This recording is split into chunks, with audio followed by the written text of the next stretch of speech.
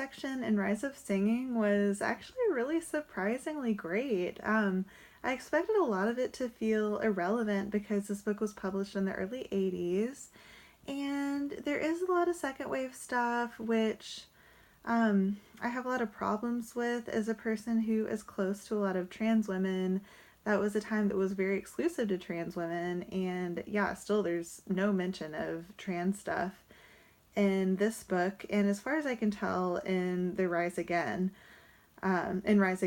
which was very disappointing for me. But besides that, this section was pretty good. And it felt very relevant. Like, the song Still Ain't Satisfied, like, all of that stuff is still exactly the same. Like, lack of access to abortions, women working for lower wages, having to put their children in daycare at a long age. This is still stuff that we're fighting for.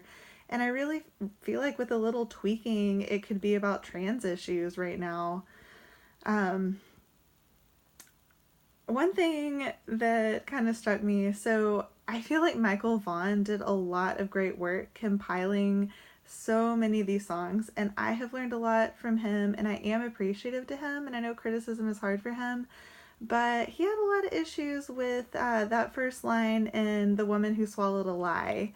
And the lie that the woman swallowed was live to serve others. And yeah, it seemed like he had a problem with that being the lie that was swallowed. But those of us who are women or who have like feminine experiences, whatever female socialization means, I know that that's a problematic concept for like trans issues, but a lot of us know that live to serve others is a lie that we are constantly fed.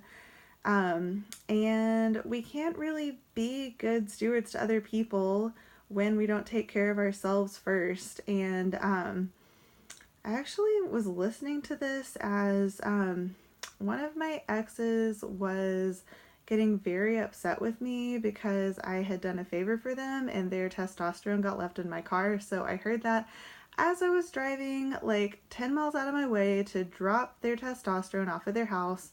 And I was just like, ugh, I need the women's section right now. And yeah, the live to serve others things is totally a lie. And I kind of wish that that had been honored as it was written, rather than criticized. So that's something. Malvina Reynolds is great. After I did this section, I really got into listening to her, and she's so fantastic. Yeah. Oh, and also I feel like, my Quaker elders that I found more common ground.